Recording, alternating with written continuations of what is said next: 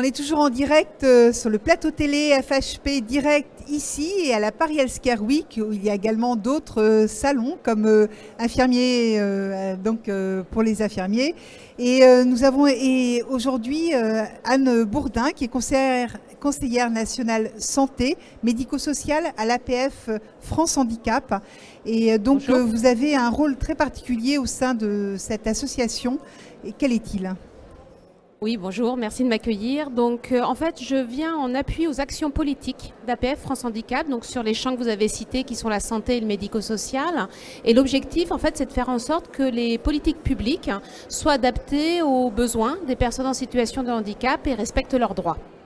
D'accord, c'est quoi ces besoins des personnes en situation de handicap? Alors, dans le cadre de la santé, ils ont un certain nombre de besoins spécifiques qui sont malheureusement mal pris en compte par le système de santé.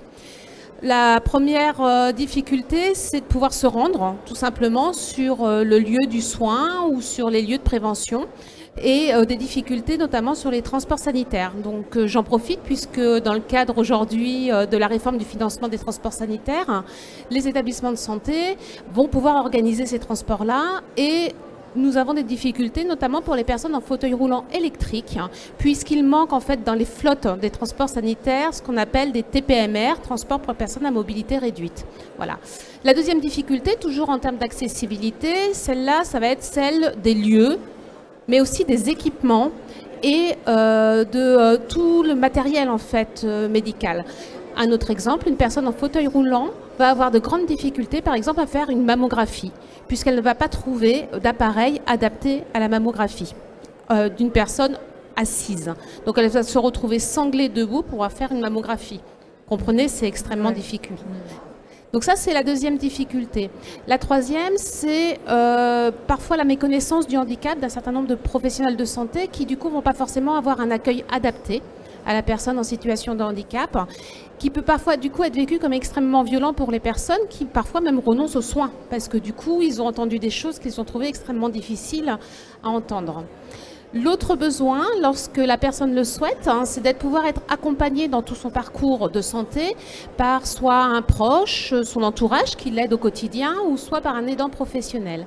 Et malheureusement, c'est pas toujours facile qu'ils puissent également trouver leur place dans ce parcours de santé. Et parfois, ils restent à la porte, alors même que ils connaissent la personne au quotidien, ils connaissent les soins, les besoins, etc. Voilà. Et il y a également, on parlait aussi des soins, des échographies, mais il y a également les soins dentaires où là, il y a des difficultés d'accès pour ces personnes en situation de handicap. En fait, il y a deux types de soins. Il y a les soins spécifiques liés au handicap et puis après, il y a tous les soins ordinaires, courants, pour tout à chacun. Et notamment, les soins bucco-dentaires ne sont pas forcément des soins auxquels les personnes ont accès. D'abord parce qu'on se focalise d'abord tout sur le handicap et c'est ce que l'on prend en charge. Et puis ensuite, c'est ce que je vous expliquais, l'accessibilité n'est pas forcément bonne. Et puis l'adaptation du soin n'est pas facile. Par exemple, quand vous êtes spastique et que vous avez pas mal de mouvements incontrôlés, c'est compliqué de garder la bouche ouverte longtemps. Donc ça veut dire qu'il faut avoir un accompagnement particulier pour pouvoir bien soigner la personne. Et également, toute situation de handicap n'est pas comparable. Donc il y a plusieurs sortes de handicap et aussi plusieurs sortes d'adaptation des soins à ces différentes sortes de handicap. Oui, tout à fait. Vous avez l'accessibilité physique dont je vous ai parlé tout à l'heure, mais après, il va y avoir en effet par exemple, les problèmes de communication avec un certain nombre de personnes, soit parce qu'elles ont des difficultés à l'oral. Je pense par exemple aux personnes infirmes moteurs cérébrales qui comprennent parfaitement, mais qui vont avoir du mal à s'exprimer. Et ça, c'est pas toujours facile dans la relation avec les professionnels de santé. Et puis, il va y avoir un certain nombre de personnes qui vont avoir des difficultés à comprendre, à s'exprimer. Je pense par exemple aux personnes handicapées mentales, polyhandicap, etc., etc. Donc, en effet, ça demande une possibilité de s'adapter aux besoins de chacun. Et un accompagnement spécifique pour chaque sorte de handicap.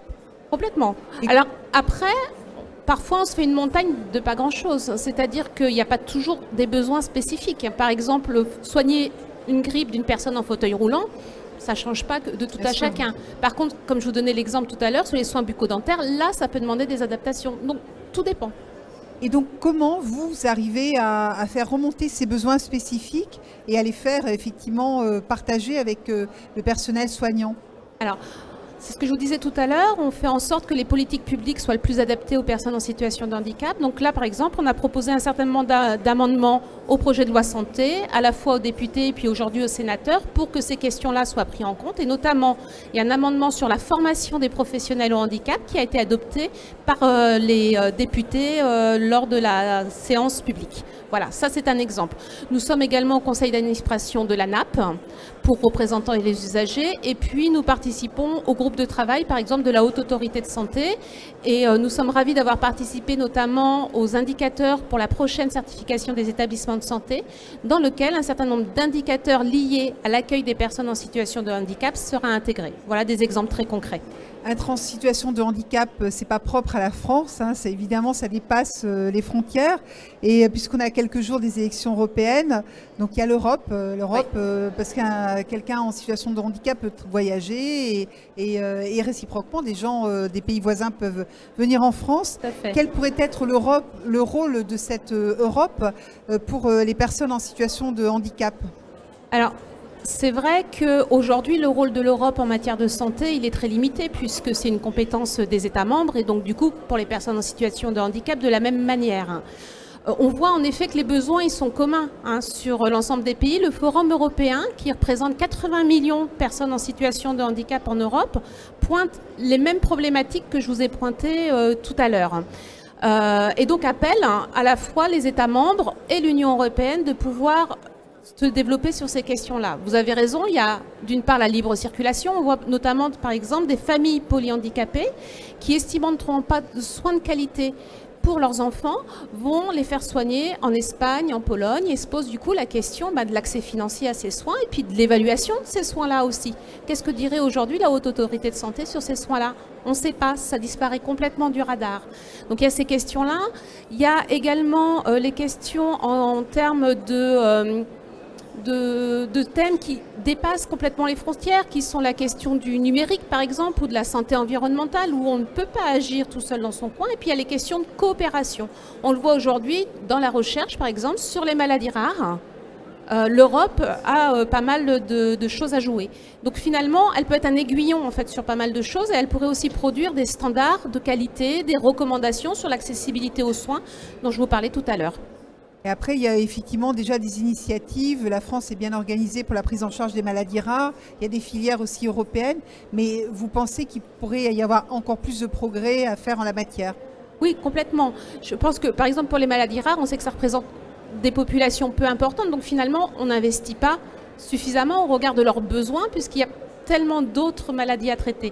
Donc c'est vrai que d'avoir une coopération au niveau européen sur ces matières, en matière de recherche, sont des choses extrêmement intéressantes. Ça permettrait de diminuer les coûts et effectivement donner peut-être plus d'accès à plus de patients aux nouveaux traitements. Et puis il y a la question, alors la question du médicament est une question importante et c'est vrai qu'on pourrait attendre de l'Europe notamment qu'elle nous aide à la fois sur l'accès sur les traitements innovants qui aujourd'hui sont quand même réservés à certaines personnes et puis peuvent être très chers d'une part, et puis d'autre part à la pénurie de médicaments que l'on a de temps en temps.